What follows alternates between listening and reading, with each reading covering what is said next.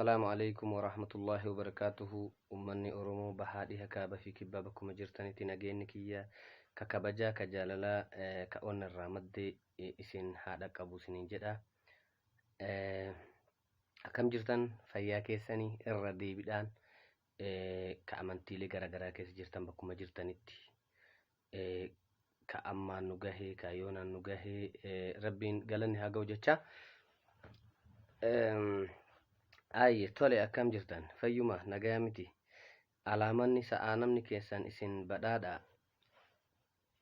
turtii yeroo dheeraa booda amma walitti deebinee jirra jechuudha alhamdulillah galata rabbi har'a yaada takka ibsachuu dhufe yaanni ani ibsachuu dhufellee waa'ee alaabaa ummata Oromoo ta yeroo ammaa kanarratti sochii Jawaar irratti siyaasaa taatee ummanni warri duraan ummata keenya gurgurataa turan warri ummata qeerroo fi qarree ummata Oromootitti dhiiga ilmaan Oromootiin nagadataa ture dalga garagaleetiniin waa'ee alaabaa fakkeessee yeroo ammaa kana siyaasaa fakkeeffatee Jawaariin irratti duulaa jiru irratti yaada qabu kennachuuf jechuudha.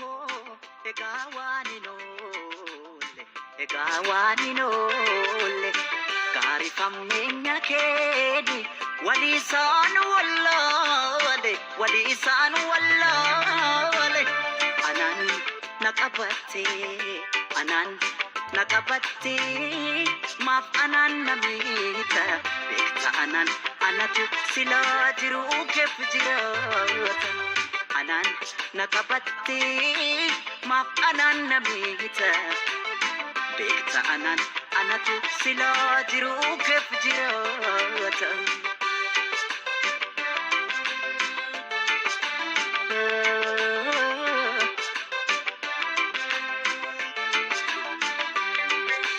gaarummaa kee kanatu hammeenya kee kanatu ega yoom ifanaaf ta'a bifa tokkoon qofa maaloo an meeqan siif du'a bifa tokkoon qofa maaloo bara meeqan siif du'a bifa tokkoon qofa maaloo an meeqan siif du'a bifa tokkoon qofa maaloo bara meeqan siif du'a. Tole haalli yeroo ammaa kun waan baay'ee tokko nama ajaa'ibsiisuu fi waan baay'ee tokko ammallee nama aarsu akkasumas waan nama kolfisiisu waan sadi daheetiniin gadi bahee argame jechuudha. Waggoota lamaaf hayyuun keenya qabsaahaan ilma Oromoo gameessi beekamaa fi jaalatamaan akkasumas kabajamaan jechuudha. Waggoota lamaaf mana hidhaa ture. Yeroo inni mana hidhaa ture sanitti uummanni Oromoo bahaa fi dhiha kaabaa fi kibba Awurooppaa keessa akkasumas Eeshiyaa keessa Afrikaa biyya garaagaraa keessa akkasumas biyya keessa ka jiru marti isaatuyyuu nama uummata kana walitti qabu barbaanne keessaa tokkollee dhabne jechuudha. Tokko ka uummata Oromoo kana walitti qabee qeerroo fi qarree tana uummata Oromoo kana jechuudha walitti qabee qabsoo uummata Oromoo kana fuula duratti siisuu dandaya jenneetiin yaannu keessaa tokkollee ala kana hin dhabne jechuudha. Maaliif edaanuyyuu warra duraanu sobu warra duraanee qabsaa'aa fakkaateetiin uummata Oromoo kijibaa ture marti isiituyyuu baay'inaan garri irra jiru warra bilisummaa uummata Oromoo hin barbaanne warra qabsoon uummata Oromoo tuni qabsoon keenya kun akka fuula duratti siitu akkasumas firee akka godhattu warra hin barbaannetuyyuu keessatti baay'ate jechuudha. Maaliif fakkeenyallee yoo ka fudhannu taate warra akka Dr. Ittaanaa Habtee jedhee amma ufuu waamu kana fa'aa jechuudha. Qabsaa'aa fakkaatanii nu sobaa turan. Qabsaa'aa ajaa'ibaa fakkaatanii uummata Oromoo sobaa turan. Hedduu ka gara bilisiginnaa taree akkasitti uummata Oromoo irratti duulaa tures maqaa doktorummaatiin jechuudha maqaa doktora jedheetiin ufuwaamee doktora kijibaa fudhatee warra uummata Oromoo kijibaa ture hedduu tokkoo fi lamaa miti jechuudha. Piroofeesara jedhee ka ufuwaamullee hedduutu jira jechuudha ka uummata Oromoo gurgurataa jiru ka gurgurataa ture ka ammallee mootiyyuu ganaa gurguratuuf taa'ullee hedduutu jira. Kanaaf amma maal barbaachisa uummanni Oromoo bakka jiru maraa jechuudha. Qabsoon ummanni Oromoo qabsaayaa tureef wanni qeerroo fi qarreen Oromoo biyya keessaa fi alatti illee dhumaa turtee ammallee dhumaa jirtuuf baandiraa yookaan immoo tuyya alaabaa fi miti. Alaabaa fi miti. Bilisummaa barbaada. Gabrummaa jalaa bayuudha. Haa ta'uuti garuu warri adda bilisummaa Oromoo jechuudha. Jawaar Muhammad hayyuchi kenna akka inni alaabaa bilisummaa Oromootiin hin sochoone yeroo itti deebi'ee gaafataa jira jechuudha. Dhibbatti alaabaan bilisummaa Oromoo ta Amaaraatii miti, ta Tigreetii miti, ta Abaa'ootii miti, ta uummata Oromooti. Isin hafaa galu. Siyaasaa godhatanii olii gadiin deemuu dhiisaa. Jawaar Muhammad alaabaa bilisummaa Oromootiin deemeef qofa hin jaalatu uummanni Oromoo.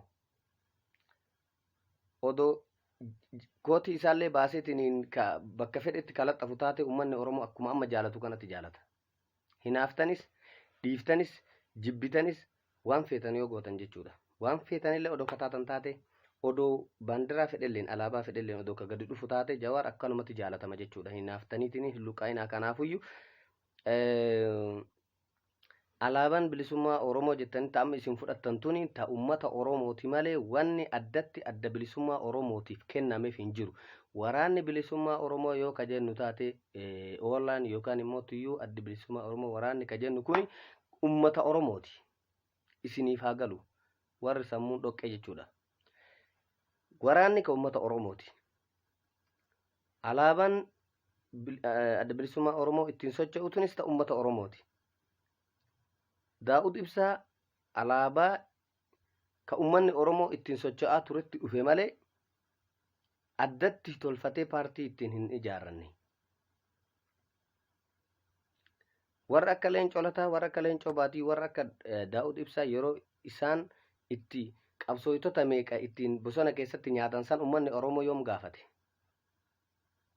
Isin qabsaayaa keenya yoo isin alaabaa bilisummaa Oromootiin hin socho'inaa jettaniitiin ka shira diina wajjin irratti xaxxaan kataatu taate uummanni Oromoo qabsooytota kumaatamaan sababa alaabaa saniitiif qabsoo bilisummaa Oromoo keessatti wareegamte kumaatamaan isin gaafate. No.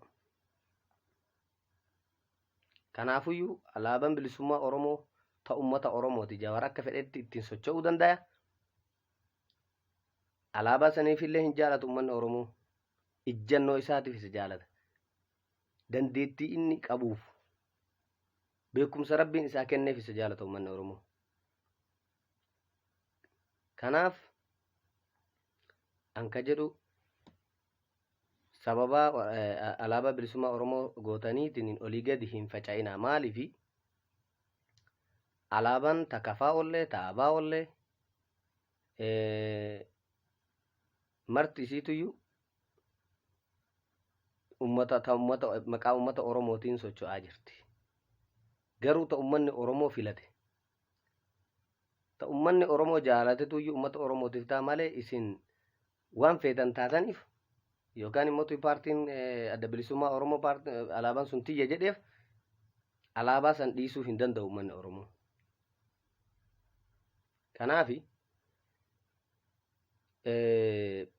alaabaan isin qabdan hin jiru addatti. Alaabaan bilisummaa Oromoo alaabaa uummata Oromooti. Kana jedha. Kanaafi uummanni keenya bahaa fi dhiha bakkuma jirtan maratti eegumsi gahaan hayyicha keenyaaf godhamuu qaba. Maal jennaani gadi bayuun kunuyyuu waan guddaa nuuf ibse jechuudha. Diina fi fira hedduu addaan nu baase.